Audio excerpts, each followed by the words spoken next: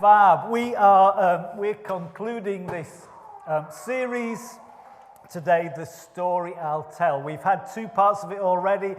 If you haven't seen the 2 parts or you've missed any of it, you can catch up on YouTube. Let me recommend you to do that, especially as we get to this final part.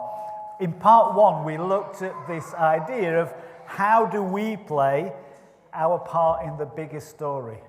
That's amazing that Kyle should be crying, because usually people start crying like halfway through my talks. So that's cool.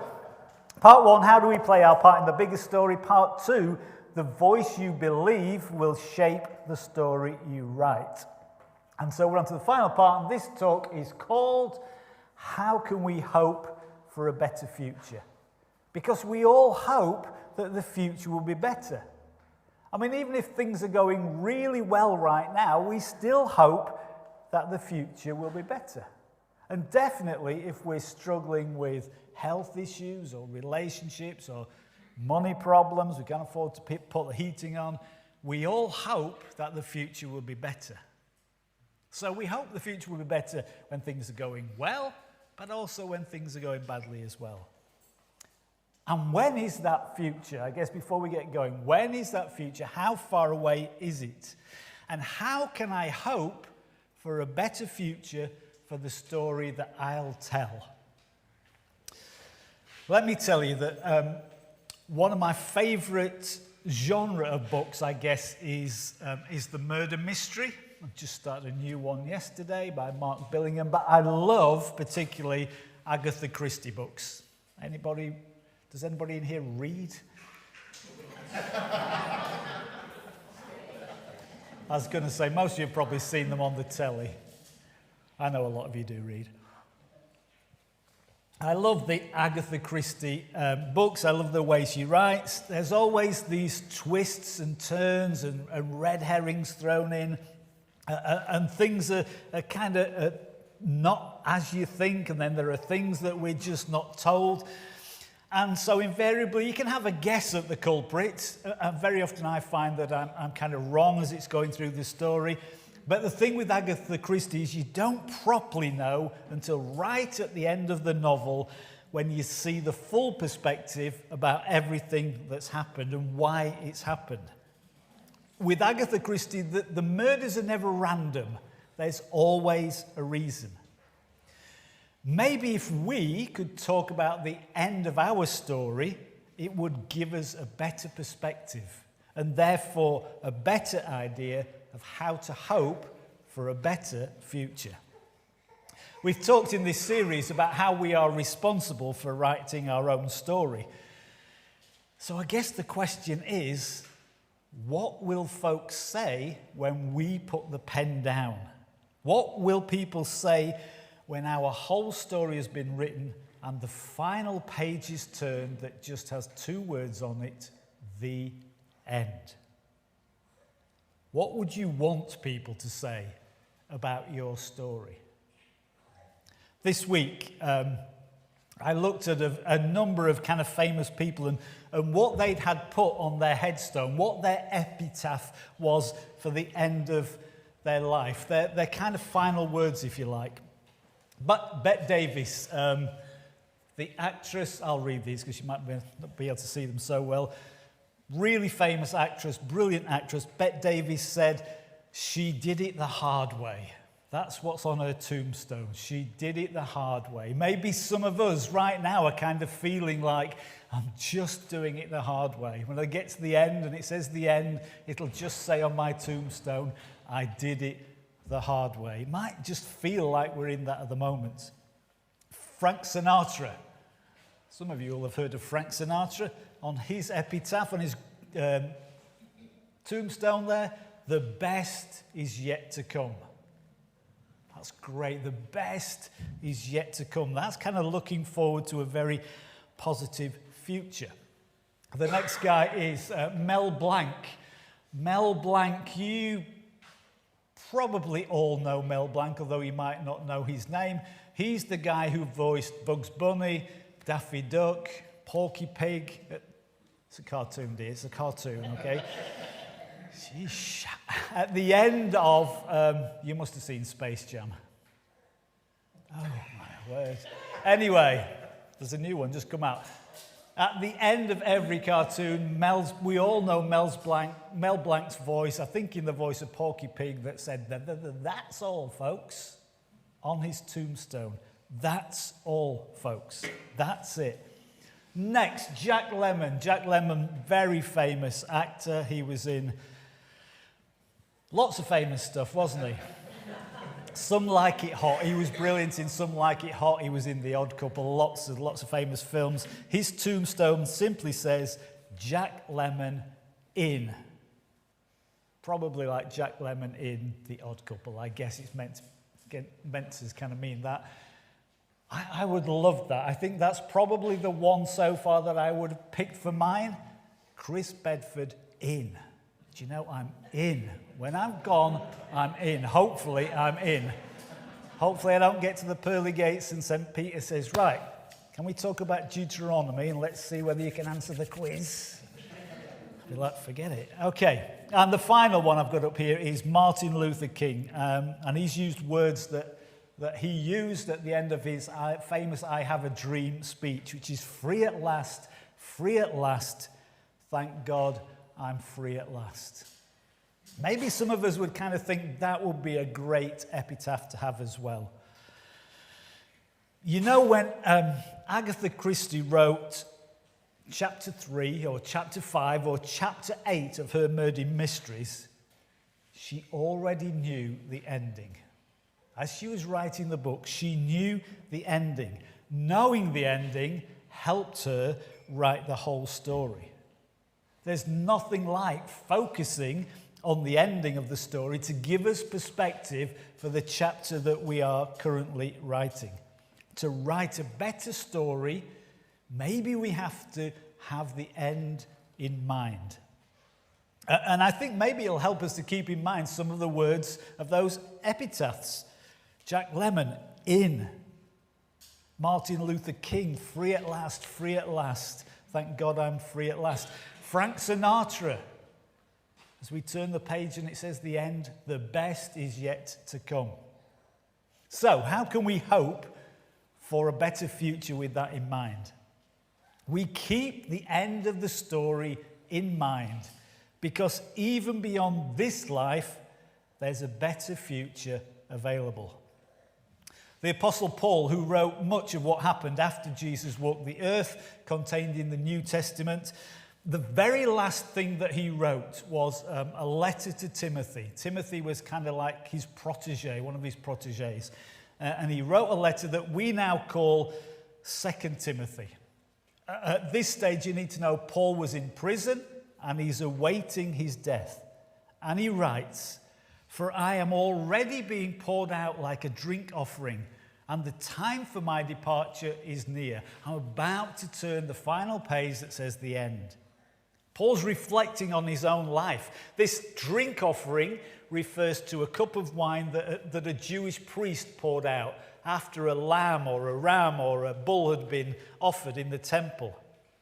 Just as the drink offering that the priest used symbolized the end of the offering, Paul's talking about his life being an offering and coming to an end. It's about to end. He's writing these words under Roman imprisonment, and he expects to be executed before too long. Paul, having made one courtroom appearance already during his imprisonment, doesn't expect to be given another opportunity. He carries on writing to Timothy, "I've fought the good fight. I have finished the race.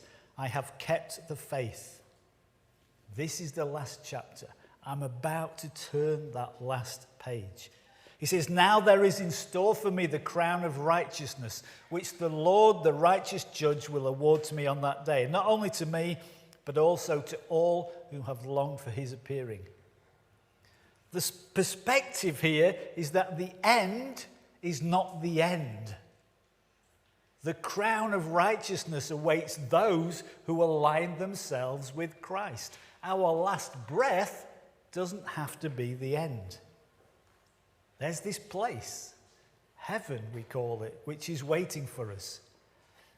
And then we see that as Paul draws his story to a close, He focuses on what has been really important to him. He doesn't talk about his possessions. He doesn't talk about his new flat screen TV and how proud he is that he's got the biggest TV in the street, so that anybody walking past at night can see exactly what he's watching on the telly. He doesn't talk about what a fantastic job he's done. And he has done a great job in spreading the gospel. He doesn't talk about that. He focuses in on people. In fact, in the very last short passage that he ever writes, he mentions 17 people. He says, do your best. I might not have this. Yeah, fair enough. Do your best to come to me quickly. For Demas, because he loved this world, has deserted me and gone to Thessalonica. He's kind of not just focusing on the good here, he's focusing on his experience with people. And Demas has not been good for him.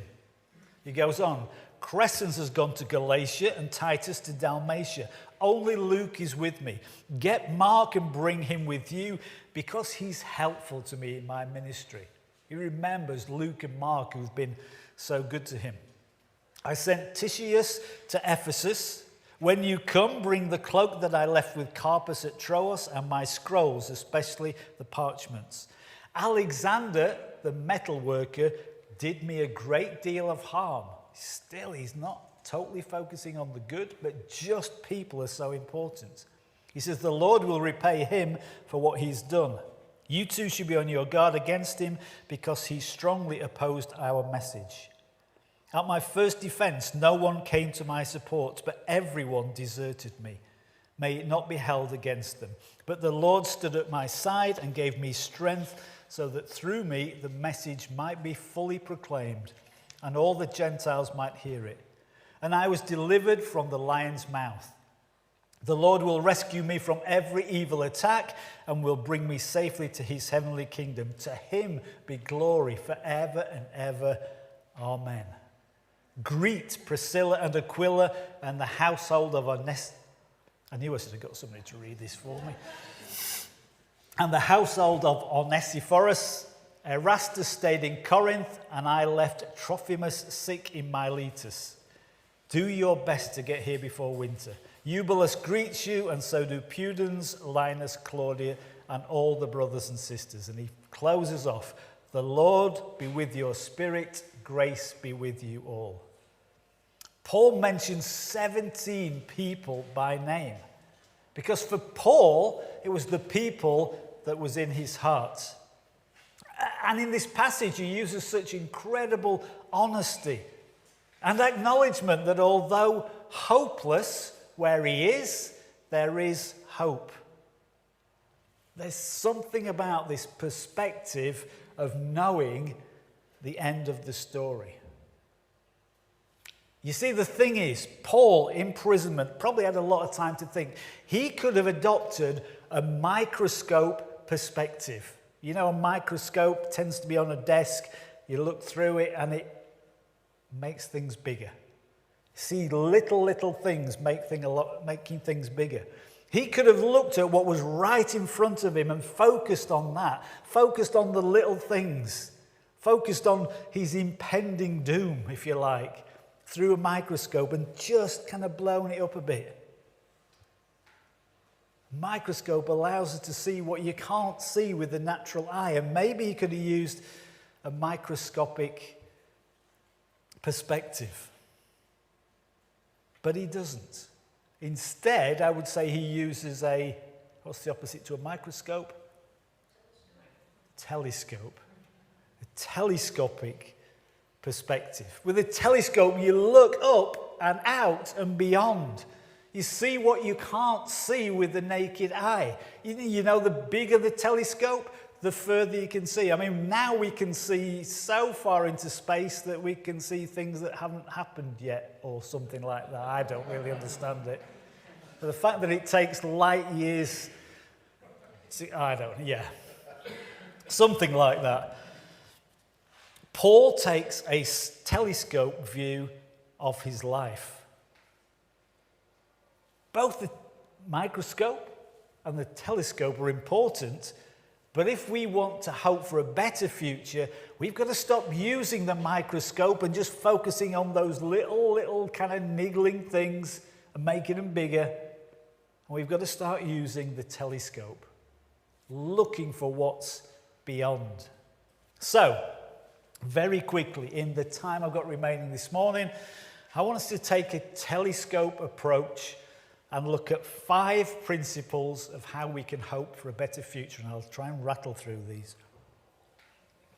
Number 1, what you are going through won't last forever.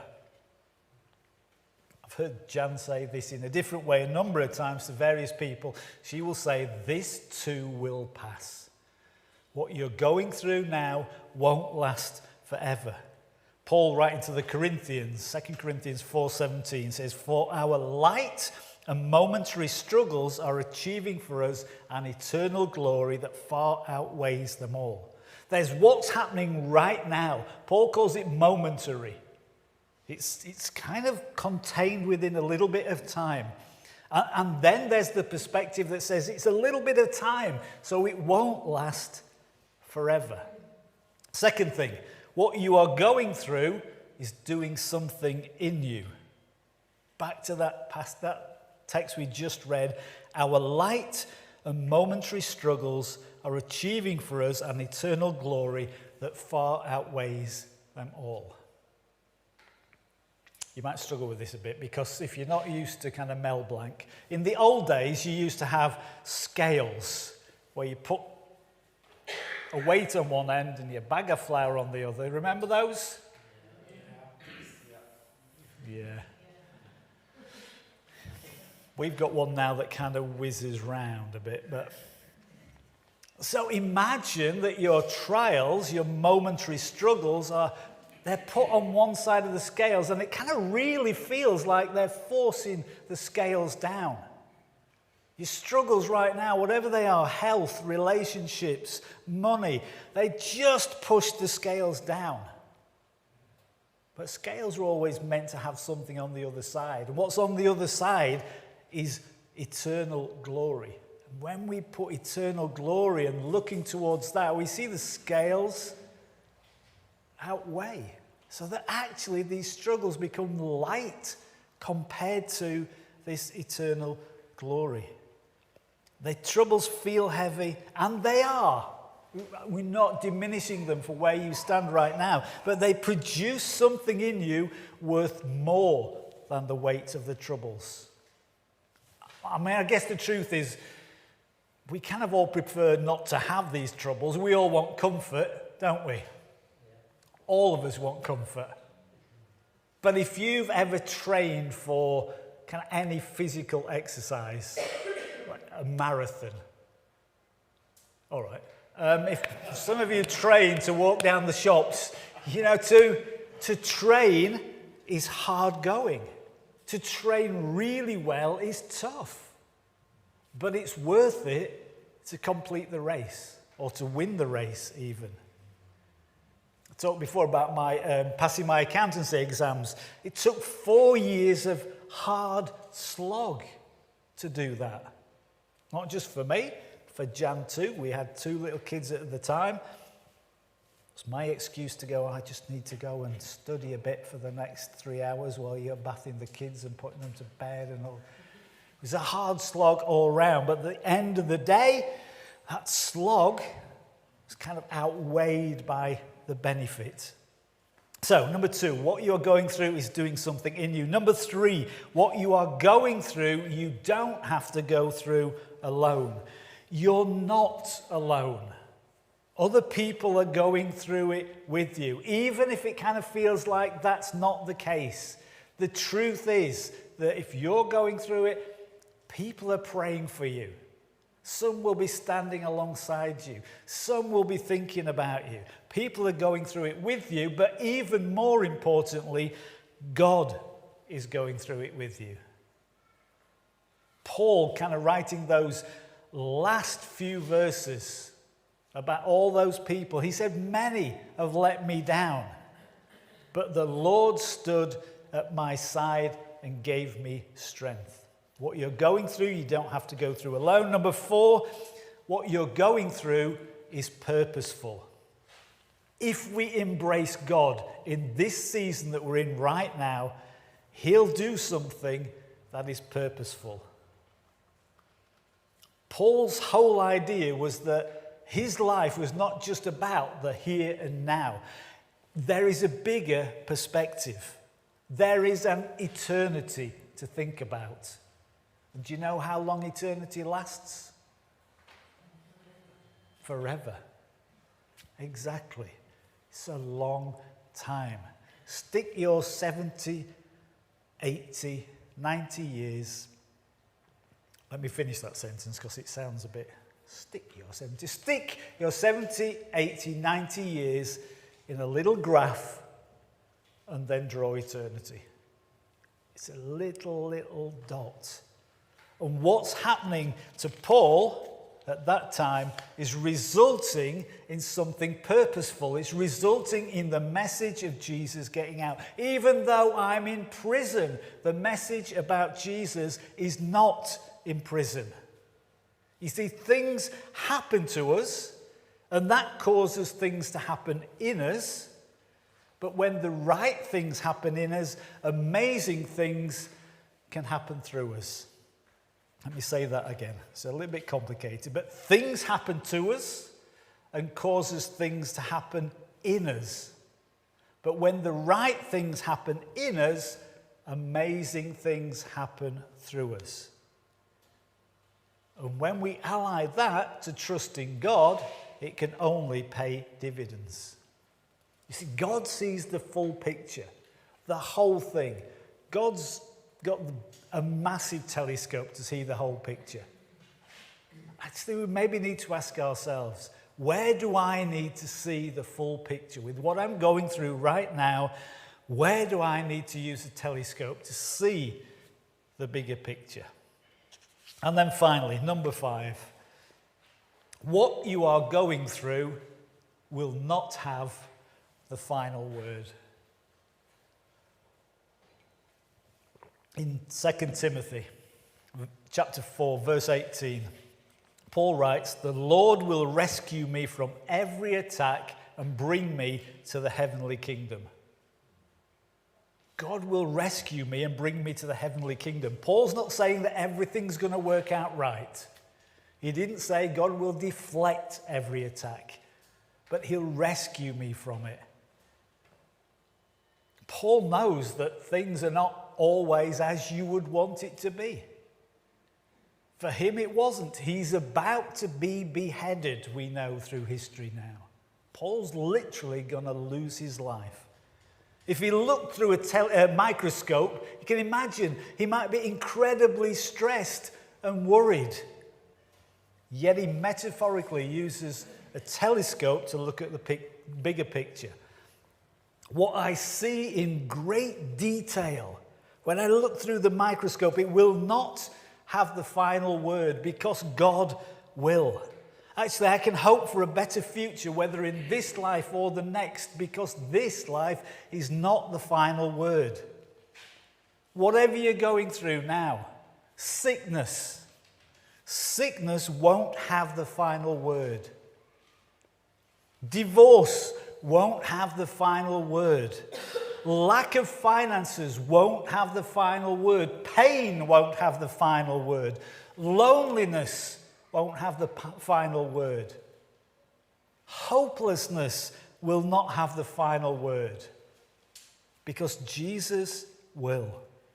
In seemingly hopeless times, we need hope, and we can find hope for a better future because of Jesus.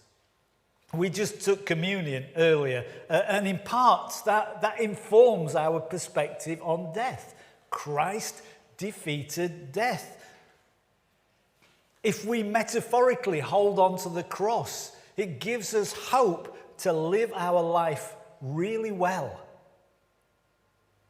And when we're not frightened of death, knowing that there's more to come, when we're not frightened of death, we're not frightened of living either. We can live our best life. We can write our best story. Because if we look through the telescope, we will see that life goes on forever. There's something more than where you are now. We need a telescope perspective of life right now. Paul, in our text, sees death as a chance to be set free. As Martin Luther said, free at last, free at last. Thank God I'm free at last. That perspective on death is so important. Not even death has the final word. Jesus does. Do you know, even if life is great, and for you, you might go, right now, life is great. You might kind of look back on your time here already and go, it's been great. I've had a great life. Things have been really good. There have been some ups and some downs, but generally, I'm living my best life. I've been born in the best country. I've been born in a country that's going to win the World Cup in the next few weeks. Even if life has been amazingly great for you, heaven will be greater still. I came across this quote this week as I kind of bring it all to a close. Heaven is the place where God takes all the stuff we can't deal with and can't understand and makes it right. It can be really difficult to think about what heaven is and how that's going to work and whether they have golf and, and all that kind of thing. But heaven is the place where God takes all the stuff we can't deal with and can't understand and makes it right. Heaven is the place where things that don't make sense now will make sense then. Heaven's the place where all our tears will be acknowledged and taken away. Heaven's the place where all the injustice and oppression will be made right, and all the people who have been treated appallingly in this life will be given crowns. Heaven's the place where there'll be no more sickness, no more pain, no more suffering, no more sorrow. So it can't have golf, can it? Heaven's the place where we can put our hope, because ultimately heaven is the place where we see Jesus face to face. And if you're a Christ follower, then that's where your story is headed. We know how our story is going to end. So we can hope for a better future. And we do that by putting our life into the hands of the one who holds the future. If you've never done that, I'd just encourage you, just come and talk to me or Jan afterwards. We'd love to kind of talk you through that, for you to put your hands in the life of Jesus, to know that your story is gonna go on beyond what you see now. Many of us in this room, I think, have probably already put our hands in the life of Jesus. But we're still carrying hopelessness and sorrow and sadness. We're still carrying baggage. Maybe we need to, afresh, just hand things over. Put our story into the hands of Jesus. Give him the pen and say, you write a better story. Ask him to give us a telescopic perspective of the chapter that we're currently in, of the bigger story that he's writing for our life. How do we write a better story? We focus on the idea that Jesus has made sure there is better yet to come. Can I pray?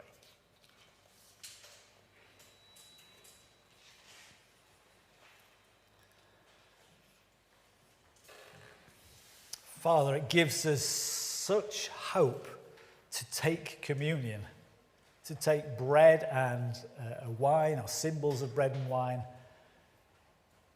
because we know that through the cross, through the resurrection, Christ defeated death.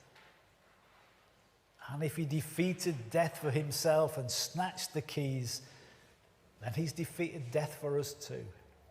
And so we can all hope for a better story. We can all write a better story. because of Jesus. So, Lord, wherever we are right now, whether we feel hopeless, sad, sorrowful, whether we're kind of doing really well, would you just pour out favor and blessing on us? Would you help us to have a telescopic perspective of our lives that says there's something way, way more beyond beyond what we can see in this chapter right now. Help us to live our best life possible. In Jesus' name. Amen.